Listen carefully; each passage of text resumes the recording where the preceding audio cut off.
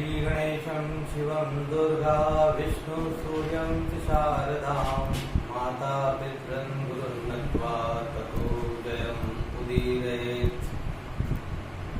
Dear students, आपका एक बार पुनः YouTube चैनल ज्ञान गंगा में स्वागत है। जैसा कि आपको पता है कि हमारा चैनल अंग्रेजी, संस्कृत, कॉमर्स और ज्योतिष के अलग अलग विषय पर वीडियोस बनाकर आपके लिए प्रस्तुत करते हैं और आपके लिए बहुत ही लाभदायक सिद्ध होंगे ये वीडियोस।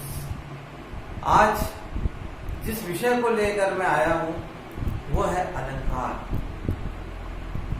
जैसा कि आप सबको मालूम है कि अलंकार का भाषा में बहुत महत्व है। जिस प्रकार एक स्त्री की शोभा उसके गहनों से होती है, उसी प्रकार भाषा की शोभा, भाषा का निखार अलंकारों से होता है। अलंकारों के संबंध में लॉन्जाइनस ने अपने सोर्सेस ऑफ सब्लिमिटी में जिक्र किया है। लॉन्जाइनस, जो कि अंग्रेजी साहित्य का एक महान चिंतक है, अलंकारों को सब्लिमिटी के उदात्तता के एक स्रोत के रूप में मानता है। Appropriate use of figures. अंग्रेजी साहित्य के अन्य आलोचक वर्ड्सवर्थ और कॉलरिज ने भी अलंकारों की महिमा को स्वीकारा है।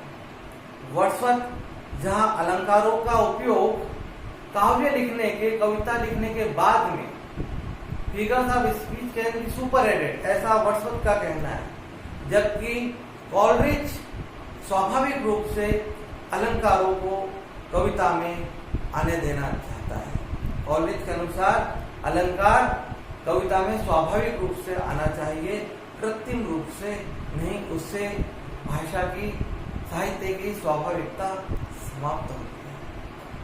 कुछ भी हो, दोनों ने अलंकारों के महत्व को स्वीकार किया है। चाहे संस्कृत साहित्य हो, चाहे अंग्रेजी साहित्य हो या हिंदी साहित्य हो, मेरे विद्यार्थियों, अलंकारों का उपयोग बहुत महत्वपूर्ण है। ये कुछ अलंकार हैं जो कि कॉमन रूप से तीनों लिटरेचर में, तीनों साहित्य में आते हैं। पहला है सिमिली या उपमा। उपमा अलंकार, इसके लिए कालिदास प्रसिद्ध है। कालिदास के विषय में कहा गया है उपमा कालिदासस्य। जहां दो वस्तुओं की तुलना की जाती है वहां उपमा अलंकार होता है। जैसे साधारण एक सिंपल एग्जांपल है, राधा का मुख चंद्रमा के समान सुंदर है। अब समान, लाइक और एस वर्ड आते हैं अंग्रेजी में, लाइक एंड एस। मेटाफर, जिसे इम्प्लाइड सिमिली कहते हैं। मेटाफर में जो दो की तुलना जब की जाती है तो उनके बीच में कोई भेद नहीं रहता, वो अभेद हो जाते हैं। जैसे राधा चंद्रमुखी है, अब यहाँ राधा का मुख और चंद्रमा में कोई भेद नहीं है। एक और एग्जांपल से हम समझे उपमा और रूपक को। He fought like a lion in the battlefield. वह युद्ध में सिंह के समान लड़ा और he is a lion in the battlefield. युद्ध में वह सिंह है। तो ये दो सिमिली और मेटाफर। तीसरा जो अलंकार है that is personification, जिसको हिंदी में हम मानवीकरण कहते हैं। जैसे death lays his icy hands on the kings. यहाँ पर डेथ को, मृत्यु को एक ह्यूमन बीइंग्स के रूप में स्वीकार किया है। एपोस्ट्रोफी, एपोस्ट्रोफी होता है एड्रेस, संबोधन। Milton, thou shouldst be living at this hour. यहां मिल्टन को डायरेक्ट एड्रेस किया है। Where are the songs of spring? Where are they? Think not of them. Thou hast thy music too. यहाँ पर autumn season को address किया है। तो यहाँ पर भी आपका एपोस्ट्रोफी फिगर ऑफ स्पीच है, एड्रेस। हाइपरबोल, हाइपरबोल मीन्स अतिशयोक्ति। अतिशयोक्ति जहां पर एक चीज को बड़ा चढ़ा के वर्णन हो। जैसे हिंदी का एक एग्जाम्पल मुझे याद है, हनुमान की पूंछ में लग्न पाई आग, लंका सारी जल गई, गए निशाचर भाग। पूंछ में आग लगी नहीं और लंका जल गई। तो ये अतिशयोक्ति एग्जाम्पल है, जिसको अंग्रेजी में कहते हैं हाइपरबोल। अब ये अतिशयोक्ति और सिमिली का जो कॉम्बिनेशन है, ये हमें पैराडाइज लॉस्ट में दिखाई देता है। मिल्टन का पैराडाइज लॉस्ट, उसे कहते हैं होमेरिक सिमिली। एक ऐसी सिमिली जो कि बहुत बड़ा चढ़ाकर कही जाए, जिसमें उपमा भी हो और आपका हाइपरबोल, हाइपरबोल यानी अतिशयोक्ति भी हो, बड़ा चढ़ाकर कहना, तो वो हो जाएगी होमेरिक सिमिली। जैसे पैराडाइज लॉस्ट में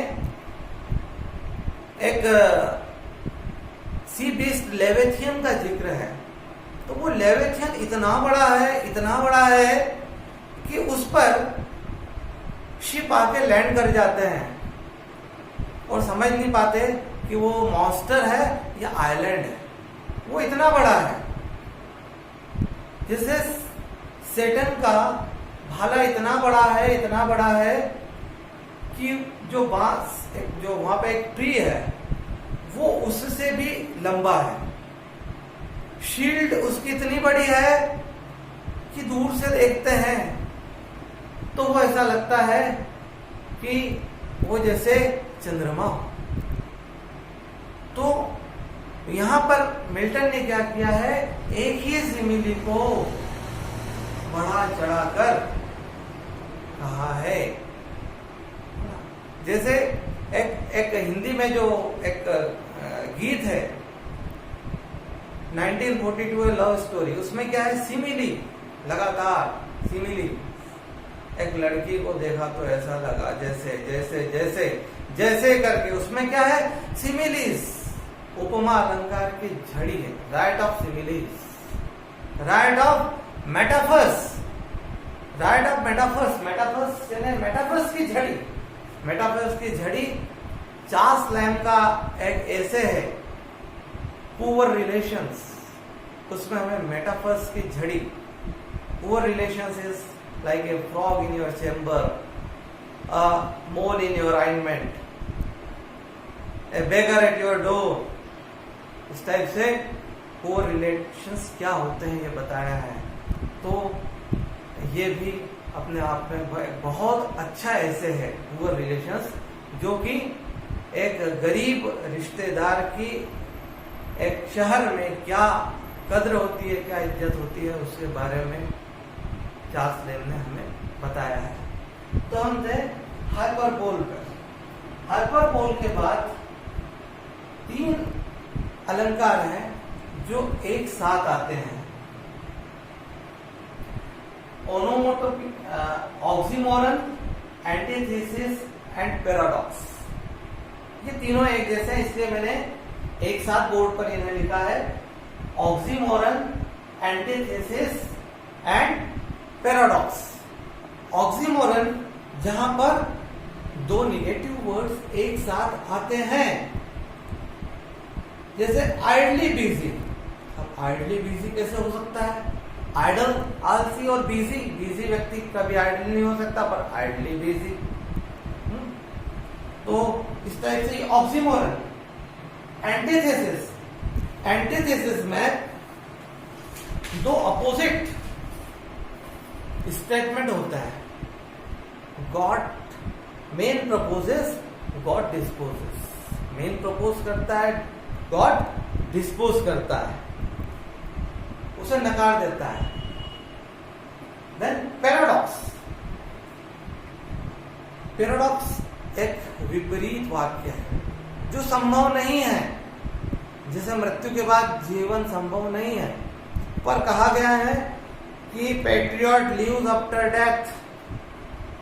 जो देशभक्त है वो मृत्यु के बाद भी जीवित रहते हैं। यहाँ विरोधाभासी बात कही है, इसलिए ये पैराडॉक्स है। जैसे मरने के पहले व्यक्ति नहीं मरता, पर एक कोटेशन है, cowards dying many times before their death. जो डरपोक है मरने से पहले कई बार मरते हैं। तो ये हो गया पैराडॉक्स। तो इन तीनों को हमें समझना पड़ेगा और एक साथ तीनों अपोजिट है। ऑक्सीमोरन में दो ऐसे वर्ड्स जो बिल्कुल अपोजिट हैं पर एक साथ यूज होते हैं, जैसे मैंने आपको बताया आइडली बिजी, या टिंडर में एबे में एक वर्ड है वाइल्ड आई। अब आई जो है वो वाइल्ड कैसे हो सकती है, हो ही नहीं सकती, है ना। तो मेटोनॉमी ये आपका oxymoron. Then antithesis, man proposes God disposes, and paradox, patriot lives after death, या coward dies many times before their death. तो ये तीन एक साथ अलंकार होंगे। इसके बाद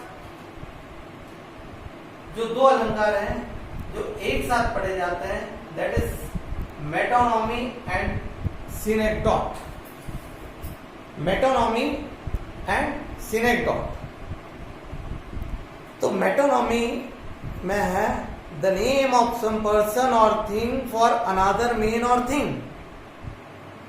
मेटोनॉमी सिग्निफाई करती है, signifies the name of some person और थिंग फॉर अनदर मेन और थिंग। एक व्यक्ति का दूसरे व्यक्ति के लिए, एक बात कही बाकी दूसरी चीज है। जैसे example, like a poet hidden in the light of thoughts. Light का मतलब है फीलिंग। जैसे Williams read Dickens, Shakespeare and other writers, या आई हैव रेड शेक्सपियर, मैंने शेक्सपियर को पढ़ा है। तो शेक्सपियर नहीं, शेक्सपियर के वर्क्स को पढ़ा है। यहाँ शेक्सपियर किसे सिग्निफाई कर रहा है, शेक्सपियर के वर्क्स को। तो ये हो गया metonymy. The pen is mightier than sword. यहाँ पर पेन का मतलब राइटर है और सोर्ड का मीनिंग वॉरियर है, ठीक है। तो ये हो गया मेटोनॉमी। सिनेक्डॉट, सिनेक्डॉट भी करीब करीब ऐसा ही है, बहुत ही बारीक महीन डिफरेंस है आपका मेटोनॉमी एंड सिनेक्डॉट में। मेटोनॉमी एंड सिनेक्डॉट क्या है, the figure of speech is used when one thing points out the other. ये तो बात वही है, पर इसमें क्या है, when a part stands for the whole. ये विशेषता है। दोनों में चीज एक ही है कि एक दूसरे को व्यक्त करती है, पर यहां पर एक पार्ट कंप्लीट को व्यक्त करता है एज ए होल। जैसे he belongs to the different world from yours, वो तुम्हारे से अलग संसार से है। तो वर्ल्ड का मतलब यहां पर है स्टेटस, कैटेगरी, है ना। जैसे the country will be safe if all the hands work together. All the hands का मतलब है सारे लोग, यहाँ पे एक होल, पूरा ग्रुप ऑफ पीपल उसके लिए आया है। A part stands for the whole. तो ये डिफरेंस है मेटोनॉमी एंड सिनेक्डॉट में। अब एलिटरेशन एंड एजोनेंस, हिंदी में एक अलंकार है जिसे हम कहते हैं अनुप्रास, अनुप्रास अलंकार। तो अंग्रेजी में दो भेद होते हैं, alliteration and assonance. Alliteration means same repeating sound of A consonant and assonance means repetition of A vowel sound. जैसे चारू चंद्र की चंचल किरणें खेल रही थी जलथल में, my love is like a red red rose. Assonance alone, alone, all alone, a sound, that is assonance. तो dear students, this is the part first of figures of speech. अभी काफी कुछ फिगर्स ऑफ स्पीच बाकी हैं। Next video में मैं उन्हें आप लोगों के सामने डील करूंगा। इसमें यदि आपको कुछ प्रॉब्लम आती है तो आप मुझसे पर्सनली भी पूछ सकते हैं। मेरा व्हाट्सअप नंबर है 9424005871। I repeat 9424005871। यदि ये वीडियो आपको पसंद आए तो इसे लाइक एंड सब्सक्राइब जरूर कीजिए।